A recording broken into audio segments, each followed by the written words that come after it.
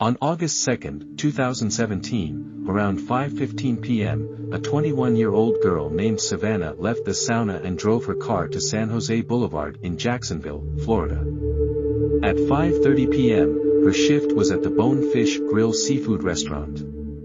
Savannah is working as a waitress, but that day her head was not found in the restaurant. On Wednesday evening, the restaurant was quiet, and during dinner, the crowd did not notice Savannah's absence the rest of the day. The supervisor was also on vacation that day, so they did not pay much attention to Savannah's absence. Exactly 1 hour and 15 minutes after Savannah left the house, her father receives a text message with the title, "I wanted to tell you and Mom that I made friends with a nice boy and I want to run away with him. I love him and I'm running away with him tonight. I'll tell you later where I've gone." Savannah's older brother also receives a message from Savannah exactly 1 minute later, who also wrote to him, "I am running away with my boyfriend, I don't care about anything anymore, I am fine and I just want to leave here." Savannah's number had been sent. They felt that there was a problem. That girl had just left the house, a girl who was full of enthusiasm and cheerfulness. She said in a text message that she wants to run away with a strange man, and she didn't bring many clothes with her. Apart from this, the text message he sent was full of typing mistakes and the way he wrote it was not at all like Savannah's. Savannah's family called her and saw that she was silent, then they called her workplace and found out that she did not go to work that day at all. That's when she called the police. They take it and report their daughter missing. It was about 2 hours since Savannah left home. Just 40 minutes later, her car was found in the Bonefish Grill parking lot. The strange thing was that all the doors of the car were open and all of Savannah's documents and valuables were in the car, and Savannah was lost along with her. It was the only thing that was not there. The inspectors checked the CCTV cameras of that place and were able to find important documents. What we know is that at 17:31 Savannah parks the car and gets out of there, and then goes to another car and talks to the driver of that car for about 14 minutes. 15 seconds later, the car starts shaking as if there was a fight inside the car. At the back of the car, some wings opened and closed as if someone was trying to get out of that car, but this could not continue for a minute until the car finally stopped moving and a man got out of that car and walked towards Savannah's car. He left. The distance between his car and Savannah's car was about 20 meters and it was parked a little further away since the CCTV images are not very clear. The man's face was not clear, but the police could understand that the man had short brown hair and was 5 feet. That man goes to Savannah's car and seems to take her cell phone and then stabs the front wheel of the car with a knife. At 6:40 p.m., he gets into his car and leaves the scene. Savannah was not seen getting out of the car in the video, and this could be an important clue. Now the police had to find out who that man was, and of course they were very careful because they didn't want anyone understand that they leaked CCTV footage. During 2 days, the detectives interrogated all the staff of the restaurant. These interrogations consisted of 3 important questions. 1. When was the last time they saw Savannah? 2. Do they know where she is now? 3. Is there anything that can help us? Within 48 hours, 3 suspects were found for this case. According to the information obtained, the first person did not have a car at all. The second suspect owned a red Jeep that was for the year 2001. The third suspect owned a silver Chevrolet that was made in 2012. The third suspect's information was consistent with the vehicle that was recorded on the surveillance camera. The man's name is Leroy Daughtry. 28 years old, he was the manager and head chef of the Bonefish Grill restaurant. He happened to be the first person to be interviewed about Savannah. Leroy told the police that he hasn't seen Savannah for 3 weeks and doesn't know anything about her. The police found out from the staff that they had a romantic relationship with each other for the last 8 months and were constantly fighting. Leroy is a popular character among his staff. He had a restaurant and is very attractive. According to others, he was very successful in relationships with the opposite sex and could tour everyone. On August 5, at 17:15, the police arrested Leroy in the middle of his shift. Can you do me a favor? I'm gonna have you take that apron off. Okay. Just to kind of get it right there. I'll stay right out here. You can go ahead and have a seat for me real quick. I'll be right back, okay? Yes, sir. Although the police told Leroy in the interrogation room that they would come back soon, they put Leroy in a chair for 90 minutes. Leroy was apparently arrested for driving and traffic issues, although he was interrogated the day before about the disappearance of Savannah. And now in his mind he was asking himself what is going to happen now. With every passing second his anxiety increased. Of course he was optimistic to a certain extent and had hope, but as soon as the door was opened, this hope disappeared. When Detective Ronnie Rails along with a woman when he entered the room, Leroy's sense of calm subsided and anxiety took his place. Rails was the same detective who had interrogated him about Savannah's disappearance the other day. Hey, good. Do you remember me from the other day, Detective Reeves? Okay. It was here that Leroy realized that his situation was worse than he thought. I wanted to talk to you about Savannah. So I just had a couple of things that came up that I wanted to ask you about specifically that didn't. Okay? Yeah. All right. Have you drank any alcohol today? Any drugs today? I took an Adderall that my buddy gave me. Okay. Because I was there so late last night. Yeah. And I was super tired. Like, here, take this. Okay. Adderall? Yeah. And do you normally take that? Nah, I've taken one a long time ago. Like, I wouldn't say high school, a little bit after high school, but it's been years. Okay. So, Savannah, you said that you knew her and you guys you knew her from work. I mean, just kind of fill me in. The detective started the interrogation with an open and simple question to answer the question of complete freedom. Usually people who do not hide anything from the police give short and clear answers to these questions. For example, if Leroy had nothing to do with the recent incident, he could have answered this question in 3 short sentences. For example, you could say that I met him at my workplace, or that you have known him for 2 years, or that you have been in a relationship for a short time. This is to get the satisfaction of the party. Obviously, since you started working there, I would say probably about 8 months ago or so, we started hanging out outside of work. And at the time, I had a girlfriend. But we kind of connected, me and Savannah. So we hung out a little bit here and there. Got pretty close. We come from, I guess, somewhat similar backgrounds, I guess you should say. Okay. She didn't have it the best growing up, neither did I. So we kind of connected, hung out for a little while, and then she started using drugs a lot. Okay. Now, I used them with her, not the same drugs that she used all the time, but I did them with her a couple times, and then she started to get heavy into them. And oh, gotcha. Okay. So I kind of just tried to take a step back and, put things off. Probably a month or so ago, I saw Savannah at work, and she looked healthy again. She gained a little bit of weight. I guess she did a lot of drugs and ended up in the hospital. She ended up missing, I want to say, a couple of days, 3 or 4 days from work. Oh, okay. So obviously, me being pretty close to her, I was concerned and everything. But after she came back, she looked good. And she ended up telling me that she kind of caught a, new sense into why she shouldn't do drugs so much. Okay. And like I said, she looked good. She started looking healthy. So we kind of were talking, here and there. We hung out a couple times.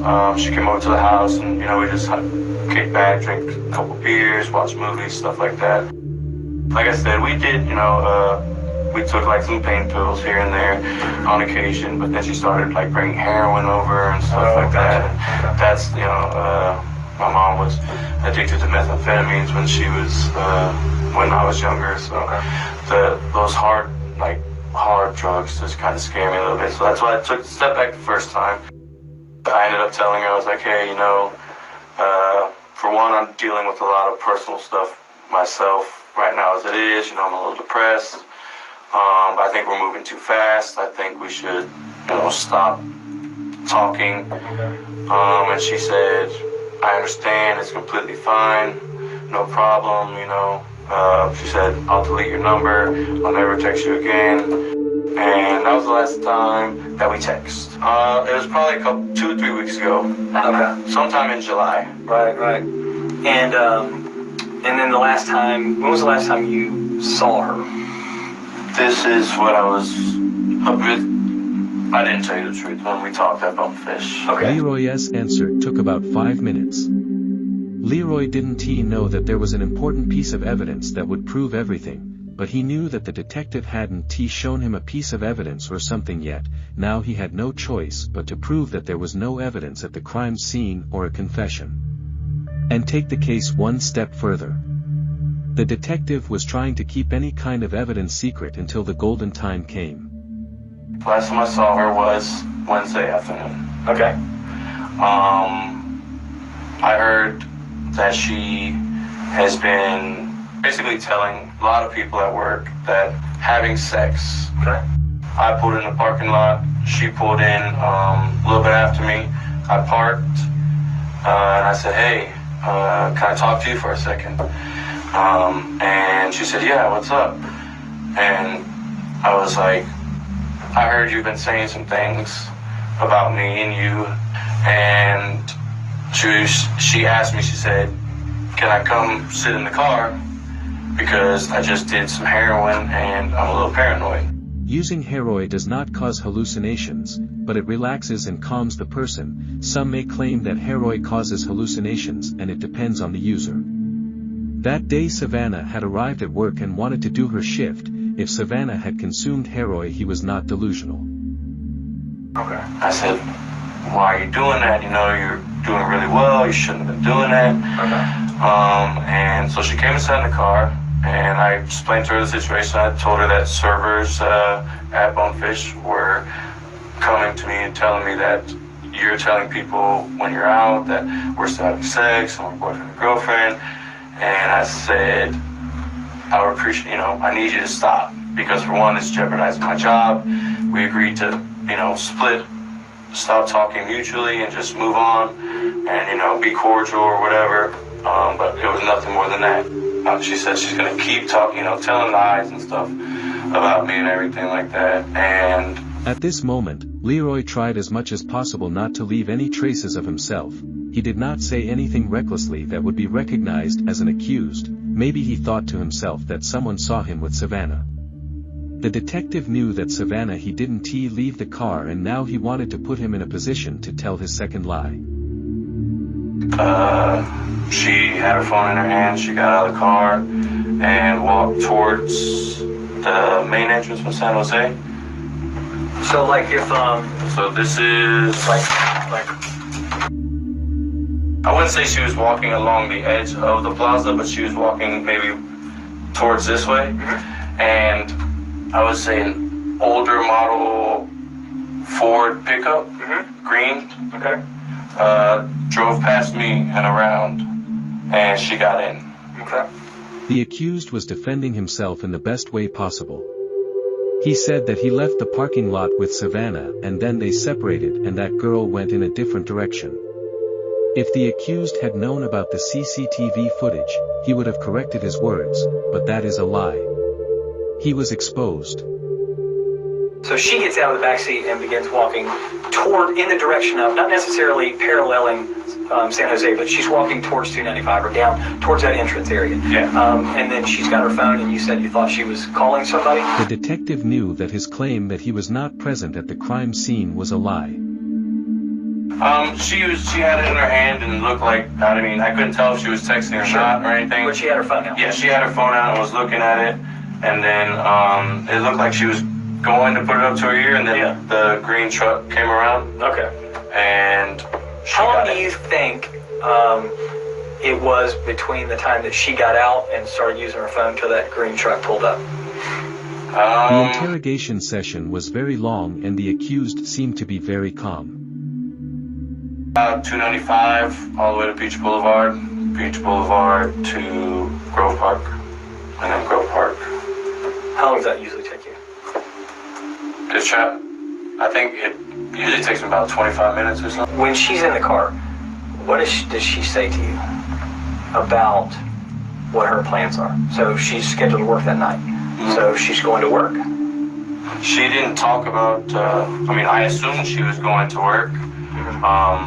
She was in her uniform, but she didn't say, when she got out of the car, she didn't say anything after she got out of the car. The detectives want to weaken the spirit of the accused more than before. They asked him again about that green car so that the accused would feel more anxious and tell his false story in more detail.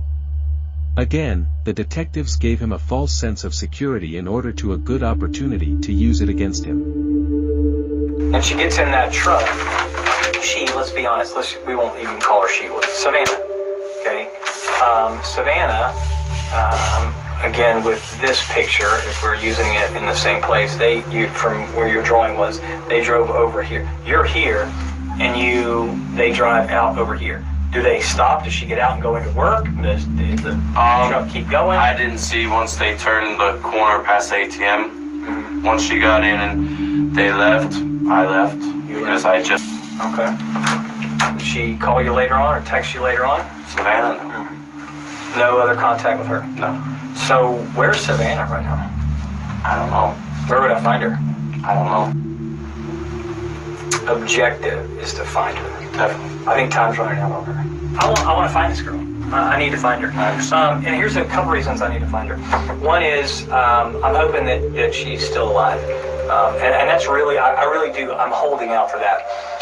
And if she's not alive, then I think she and her family are due that knowledge. I think they need some closure.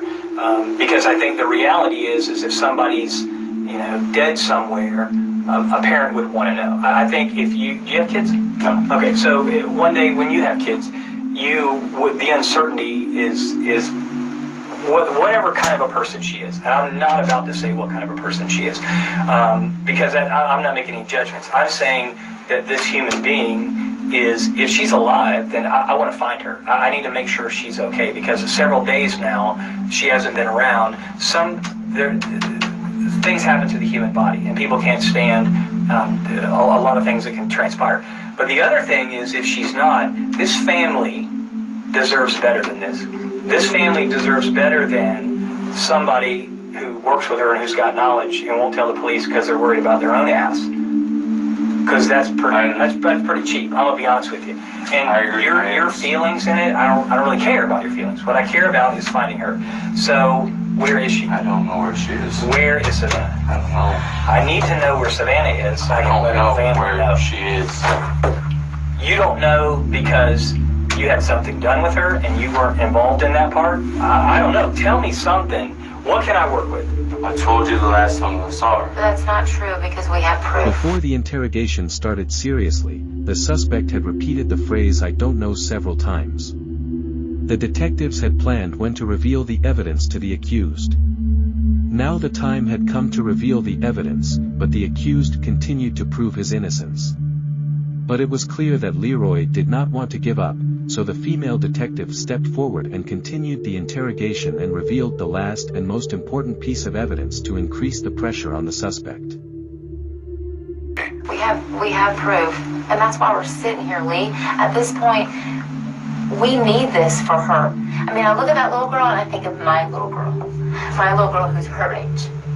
That's who I think about.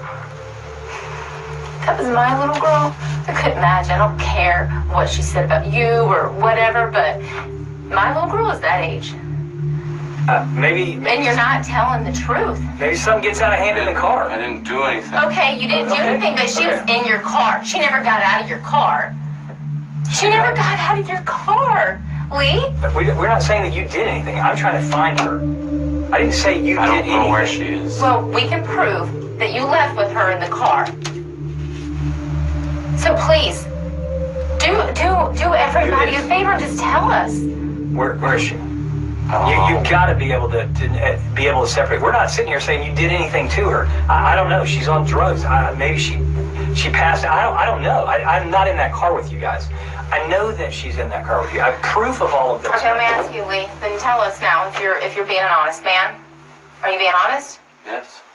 Okay, well, let's start being honest. She never got out of your back seat, Lee. She never got out of your back seat. Video cameras don't lie. Lee. How do you know? How do you think I know this information, Lee? I wasn't there, but a video camera caught it. Tell me what happened. I don't know. What happened to her? Was it an overdose? Is that what happened? I don't know. I'm not in the car with you guys. You just said she was in your car and she had admittedly had done heroin. Now the situation was such that the detectives used multiple answer questions to get the accused to confess. Using questions that start with how and why makes the accused blame himself and at the same time determines the ultimate motive of the crime. This is a smart move, but the accused still does not intend to confess. Bodies overdose all the time. Is that what happens? Does she overdose? Okay, well, tell us when you left with her in the car, because that is what is shown. We can't make up that. We can't falsify a video camera, Lee. I'm not lying to you, because you know I'm telling the truth, because you know that's what's on the video. How else would I know that? I don't, unless I have the video. Where did you go with her? I didn't go anywhere with her. You did. No. You did. So the video camera's lying? I don't know this. The detectives needed the accused's confession and continued to put psychological pressure on him. I'm telling you, I'm not lying to you. I'm not making that up. That's why I'm so passionate about this. This is someone's child. You might not have kids, but damn it, she's someone's kid. We're fact finders, Lee. I don't have anything personal against you. No, not at all. I mean, it's we're just over. fact finders. Tell us We're what just happened. doing Where our is she? job. No. Where did you go with her? Where did you go with her, Lee? Be human. You're a human. You're a man. Where did you go with her? I know you're not that cruel inside. Seriously. Where did you go with her? Maybe you don't know where she is now. Where did you go with her? Please. I'm begging you, Lee. Please. Please tell us. Please don't make us waste any more of our time. Just tell us. Please tell us. Please. I'm begging you. I know you're not evil. Just tell us where she is. I'm begging you. Please. Please. Can you please just tell me? Go with her then. Can you At least tell us that. at least tell us that part? Where did you go with her afterwards? She didn't get out of your car, and you know that obviously because I know we do. that. That's why we were here. Just tell us where. Where did you go with her? Tell us that. At least point us in that direction. I owe her family. We've been working. No one's. We're not saying anything that you intentionally did anything. Just tell us where you went. When y'all left out of there, you went down Clear Lane, you made a left on San Jose, got to 295, and you get up on 295. Okay. Where else did you go before you went home? I mean, I know you eventually went home. I didn't go anywhere. I went straight home. Okay, so what did y'all do when you got home? Savannah was with you. She was with you. And that's okay at that point, but I need to know where did she go from there? Is she still at your house? No. Okay. Is she still in your car? No. Okay. Well, where is she?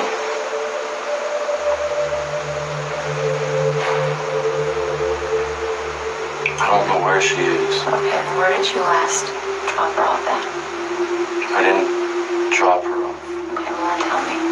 All right. Where'd you guys go? We went to my house. The detectives were trying to correct the words of the accused Roik by reducing the pressure. The words of the accused showed that he was being influenced by the words of the detectives. Now they wanted to take the rest of the story out of his mouth. We did some drugs. Okay. Hung out for a little. And then she said she was going to catch an Uber home. What was going on in the I didn't do backseat? anything. What was going on in the backseat? For the doors to be kicked open. She kicked open that door 3 times, Lee. She kicked it. We saw it. Where's Savannah? I don't know. Lee, we understand. Listen, we understand. We're not trying to hinge you up on anything, man. I'm telling you, I'm thinking about this girl and her family. And your family. She was... From here on, the video will be cut and only parts of that interrogation will be published. In the end, Leroy confessed to Savannah's murder. He said that he broke Savannah's neck and then took her to his house and then burned her body and then killed her. He threw it in a lake. When they find Savannah's body, she was 75% burned and they could not determine the exact cause of death, but in general she was killed in the most brutal and cruel way possible. Leroy was very angry for her confession and at the same time now his scary personality was revealed. He was afraid of what painful fate awaited him.